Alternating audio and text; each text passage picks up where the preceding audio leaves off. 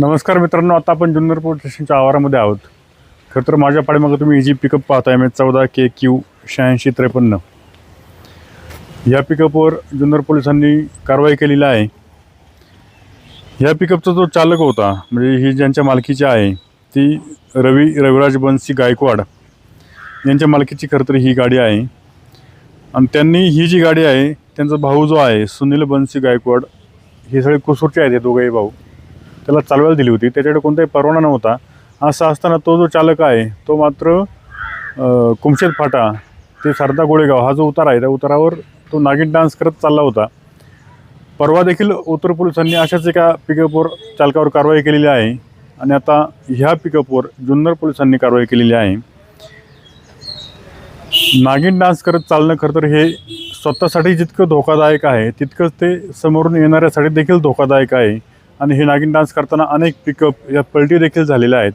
त्यामुळे आमची देखील तुम्हाला विनंती आहे की कृपया रस्त्यावर चालताना आपल्या गाडीमध्ये माल असतो, तसेच समोरून देखील येणारे जे वाहन असतं त्याला देखील खरं तर धोका या सकाळमुळे होऊ शकतो. त्यामुळे वाहन चालवताना सगळ्यांनीच काळजी घेतली पाहिजे. काल जुन्नर पोलीस ठाण्यामध्ये पांगरी माता परिसरात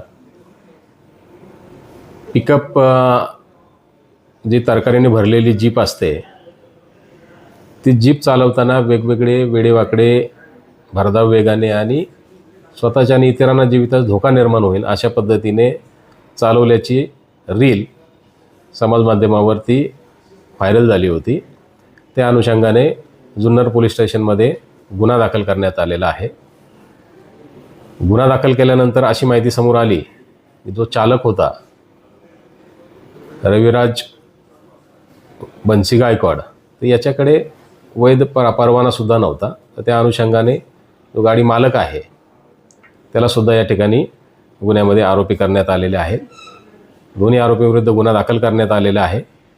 वाहनसुद्धा या ठिकाणी पोलीस ठाणे आवारामध्ये आहे. आणि या ठिकाणी ही कारवाई आमच्या ट्रॅफिकचे ब्रँचचे पोलीस शिपाई शिंदे आणि या पथकाने केलेली आहे. अनेक पिकअप चालक सुद्धा असं भरधाव पद्धतीने वाहन चालवतात आणि नागिन डान्स करतात. या सगळ्यांना आपण काय समजतं किंवा त्याच्यावर काय कायदेशीर कारवाई आपल्या माध्यमातून होईल? या अनुषंगाने ही क्लिअर कट समजच आहे की अशा पद्धतीनं आपण कुठलेही कृत्य करता आपल्याविरुद्ध कठोर कायदेशीर कारवाई केली जाईल. त्या ठिकाणी यापूर्वीचे आपले असणारे गुन्हे, त्या गाण्यावरती असणारा दंड आणि भविष्यामध्ये आपण या पद्धतीनं करू नये म्हणून या RTO विभागाशीसुद्धा समन्वय साधून त्याच्यामध्ये आणखी आम्ही कठोर कारवाई करणार आहोत. या पिकअप चालक किंवा तरकारी वाहतूक करणाऱ्या सर्व चालकांना आमचे आव्हान आहे, तसेच मालकांनासुद्धा त्यांच्याकडे वैध परवाने असावेत, वाहन सुस्थितीत असावे, वाहनामध्ये अतिरिक्त बोजा भरू नये आणि जे वाहन आपण चालवत असाल ते मर्यादित वेगामध्ये आणि वाहतुकीच्या नियमांचे पालन करून चालवणे. मी गाडी वेडीवाकडी चालवली म्हणून साहेबांनी मला चांगली समज दिलेली आहे. त्यामुळे माझ्या ड्रायव्हर भावांना मी एकच सांगू शकतो की वेडीवाकडी गाडी चालवली नाही तर तुम्हाला कायदेशीर कारवाई करण्यात येईल आणि इथून पुढे असं होणार नाही. आणि जे झाले त्याची मी माफी मागतो.